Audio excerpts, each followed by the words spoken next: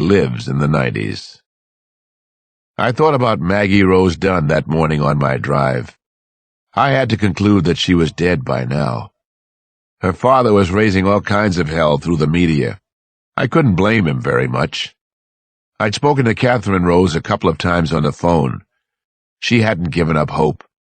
She told me she could feel that her little girl was still alive. It was the saddest thing to hear. I tried to prepare myself for Saniji Murphy, but I was distracted. Images from the night before kept flashing by my eyes. I had to remind myself that I was driving a car in midday Metro DC traffic, and I was working. That was when a bright idea hit me. A testable theory about Gary Saniji Murphy that seemed to make some sense in psych terms. Having an interesting theory du jour helped my concentration at the prison. I was taken up to the 6th floor to see Saniji. He was waiting for me. He looked as if he hadn't slept all night either. It was my turn to make something happen. I went at him for a full hour that afternoon, maybe even a little longer. I pushed hard, probably harder than with any of my patients. Gary, have you ever found receipts in your pockets? Hotels, restaurants, store purchases, but you have no memory of spending the money? How did you know that? His eyes lit up at my question. Something like relief washed over his face. I told them I wanted you to be my doctor. I don't want to see Dr. Walsh anymore. All he's good for is script for chloral hydrate. I'm not sure that's a good idea. I'm a psychologist, not a psychiatrist like Dr. Walsh. I'm also part of the team that helped arrest you. He shook his head. I know all that. You're also the only one who's listened before making final judgments. I know you hate me. The idea that I took those 2 children, the other things I'm supposed to have done. But you listen at least. Walsh only pretends to listen. You need to continue seeing Dr. Walsh, I told him. That's fine. I guess I understand the politics here by now. Just please, don't leave me in this hellhole by myself. I won't. I'm with you all the way from here on. We'll continue to talk just like this. I asked Saniji Murphy to tell me about his childhood. I don't remember a whole lot about growing up. Is that very strange? He wanted to talk. It was in my hands, my judgment, to determine whether I was hearing the truth or a set of elaborately constructed lies. That's normal for some people, not remembering. Sometimes things come back when you talk about them, when you verbalize. I know the facts and statistics. Okay. Birth date, February 24th, 1957. Birthplace, Princeton, New Jersey. Things like that. Sometimes I feel like I learned all that while I was growing up, though. I've had experiences where I can't separate dreams from reality. I'm not sure which is which. I'm really not sure. Try to give me your first impressions, I told him. Not a lot of fun and laughs, he said. I've always had insomnia. I could never sleep more than an hour or 2 at a time. I can't remember not being tired. And depressed, like I've been trying to dig myself out of a hole my entire life. Not to try to do your job, but I don't think very highly of myself. Everything we knew about Gary Saniji depicted the opposite persona. High energy, positive attitude, an extremely high opinion of himself. Gary went on to sketch a terrifying childhood, which included physical abuse from his stepmother as a small child, sexual abuse from his father as he got older. Over and over, he described how he was forced to split himself off from the anxiety and conflict that surrounded him. His stepmother had come with her 2 children in 1961. Gary was 4 years old and already moody. It got worse from that point on. How much worse, he wasn't willing to tell me yet. As part of his workup under Dr. Walsh, Soniji Murphy had taken Wechsler Adult Minnesota Multiphasic Personality Inventory and Rorschach tests. Where he sailed completely off the scales was in the area of creativity. This was measured by single-sentence completion. He scored equally high in both verbal and written responses. What else, Gary? Try to go back as far as you can. I can only help if I understand you better.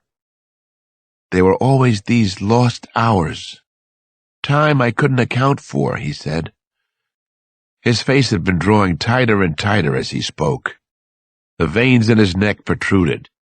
Light sweat rolled over his face. They punished me because I couldn't remember, he said. Who did? Who punished you? My stepmother, mostly. That probably meant most of the damage had happened when he was very young, while his stepmother did the disciplining. A dark room, he said. What happened in the dark room? What kind of room was it? She put me there, down in the basement. It was our cellar, and she put me down there almost every day. He was beginning to hyperventilate. This was extremely difficult for him, a condition I'd seen many times with child abuse victims. He shut his eyes, remembering. Seeing a past he never really wanted to encounter again. What would happen down in the basement? Nothing. Nothing happened. I was just punished all the time, left by myself. How long were you kept down there? I don't know. I can't remember everything. His eyes opened halfway. He watched me through narrow slits. I wasn't sure how much more he could take. I had to be careful. I needed to ease him into the tougher parts of his history with the feeling that I cared, that he could trust me, that I was listening. Was it for a whole day sometimes? Overnight? Oh, no. No. It was for a long, long time. So I wouldn't forget anymore. So I'd be a good boy, not the bad boy. He looked at me, but said nothing more. I sensed that he was waiting to hear something from me. I tried praise, which seemed the appropriate response. That was good, Gary. A good start. I know how hard this is for you. As I looked at the grown man, I imagined a small boy kept in a darkened cellar. Every day. For weeks that must have seemed even longer than that. Then I thought about Maggie Rose Dunn. Was it possible that he was keeping her somewhere and that she was still alive? I needed to get the darkest secrets out of his head, and needed to do it faster than it's ever done in therapy. Catherine Rose and Thomas Dunn deserved to know what had happened to their little girl. What happened to Maggie Rose, Gary? Remember Maggie Rose? This was a very risky time in our session. He could become frightened and refuse to see me again if he sensed that I was no longer a friend. He might withdraw. There was even a chance of a complete psychotic break. He could become catatonic. Then everything would be lost. I needed to keep praising Gary for his efforts. It was important that he look forward to my visits. What you've told me so far should be extremely helpful, I said to him. You really did a great job. I'm impressed by how much you've forced yourself to remember. Alex, he said as I started to leave, honest to God, I didn't do anything horrible or bad. Please help me. A polygraph test had been scheduled for him that afternoon. Just the thought of the lie detector made Gary nervous, but he swore he was glad to take it. He told me I could stay and wait for the results if I wanted to. I wanted to, very much. The polygraph operator was a particularly good one who had been brought from D.C. for the testing. 18 questions were to be asked. 15 of those were controls. The other 3 were to be used for scoring the lie detector test. Dr. Campbell met with me about 40 minutes after Soniji Murphy had been taken down for his polygraph. Campbell was flushed with excitement. He looked as if he might have jogged from wherever they had staged the test. Something big had happened. "He got the highest score possible," Campbell told me. "He passed with flying colors, plus 10s. Gary Murphy could be telling the truth." Chapter 49. Gary Murphy could be telling the truth. I held a command performance in the boardroom inside Lawton Prison the following afternoon. The important audience included Dr. Campbell from the prison, Federal District Attorney James Dowd, a representative from the Governor of Maryland's office, 2 more attorneys from the Attorney General's office in Washington, and Dr. James Walsh from the state's health board, as well as the prison's advisory staff. It had been an ordeal to get them together.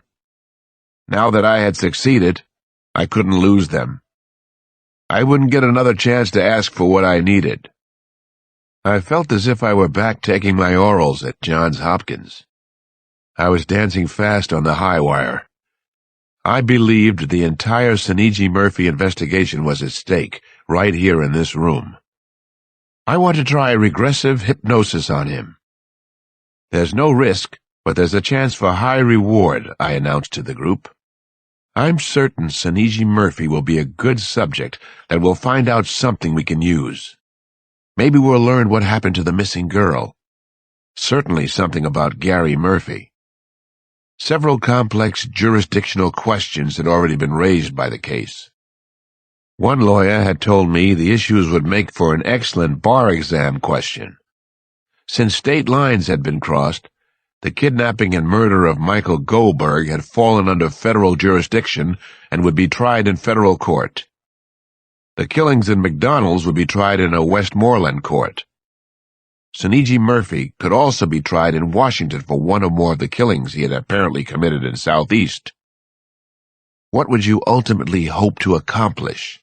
Dr. Campbell wanted to know. He'd been supportive and was continuing to be so. Like me, he read skepticism on several faces, especially Walsh's. I could see why Gary didn't care for Walsh. He seemed mean-spirited, petty, and proud of it. A lot of what he's told us so far suggests a severe dissociative reaction. He appears to have suffered a pretty horrible childhood. There was physical abuse, maybe sexual abuse as well. He may have begun to split off his psyche to avoid pain and fear back then. I'm not saying that he's a multiple, but it's a possibility. He had the kind of childhood that could produce such a rare psychosis. Dr. Campbell picked up. "Dr. Cross and I have talked about the possibility that Senigi Murphy undergoes fugue states, psychotic episodes that relate to both amnesia and hysteria. He talks about lost days, lost weekends, even lost weeks. In such a fugue state, a patient can wake in a strange place and have no idea how he got there or what he had been doing for a prolonged period. In some cases, the patients have 2 separate personalities, often antithetical personalities. This can also happen in temporal lobe epilepsy." "What are you guys? A tag team?" Walsh grumped from his seat. "Lobe epilepsy? Give me a break, Marion. The more you fool around like this, the better his chance of getting off in a courtroom," Walsh warned. "I'm not fooling around," I said to Walsh. "Not my style." The DA spoke up, intervening between Walsh and me. James Dowd was a serious man in his late 30s or early 40s. If Dowd got to try the case of Senigi Murphy, he would soon be an extremely famous attorney. "Isn't there a possibility that he's created this apparently psychotic condition for our benefit?" Dowd asked. "That he's a psychopath and nothing more than that?" I glanced around the table before answering his questions. Dowd clearly wanted to hear our answers. He wanted to learn the truth. The representative from the governor's office seemed skeptical and unconvinced, but open-minded. The Attorney General's group was neutral so far. Dr. Walsh had already heard enough from me and Campbell. "That's a definite possibility," I said.